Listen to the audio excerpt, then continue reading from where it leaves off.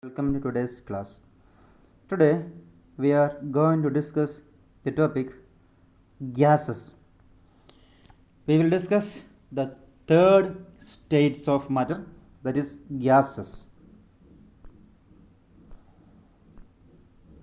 So here we will see what you mean by the gaseous state.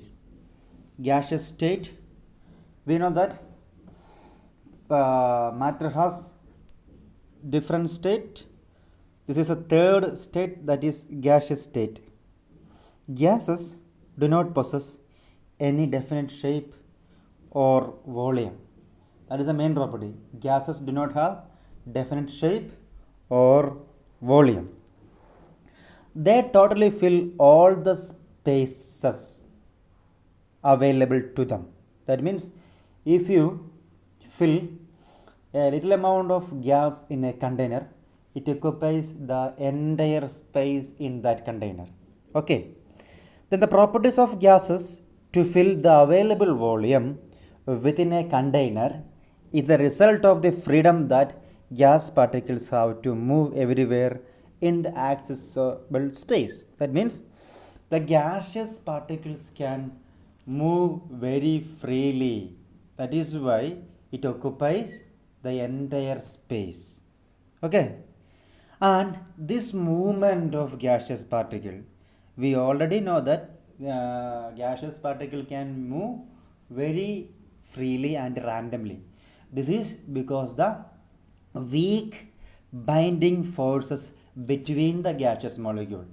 There is a weak force between gaseous molecule. That is why gaseous molecules move very freely. In other words, we can say that their intermolecular forces are very weak. The intermolecular force between the gaseous molecules are very weak. Because of this, molecules of gas are in a continuous motion and have high velocity, therefore they have high kinetic energy. Because of the weak intermolecular force between the gaseous molecules, gases have high kinetic energy, high velocity, and they are in a continuous motion. These are the main characteristics or main points to be kept in mind when we take the topic gases. Now we are going to see some more properties of gases. Okay, in the gaseous state, the particles move about randomly at high speed. That means the motion of particles are random and the speed is very high. That means the intermolecular forces between the gaseous particles are very weak. That is why they can move very freely as well as the speed is very high. Due to this random movement, the particles hit each other and also the walls of the container. Okay?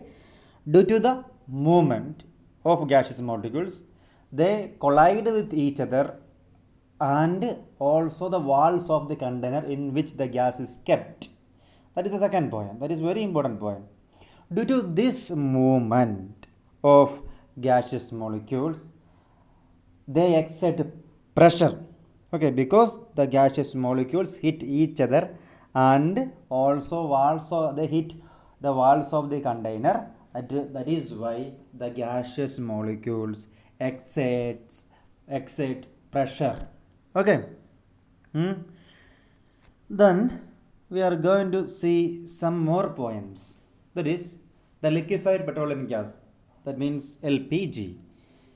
Gas cylinder that we get in our home for cooking or the oxygen supplied to hospitals in cylinder is compressed gas. That LPG is compressed gas. Okay, that means or cooking gas is also in compressed gas.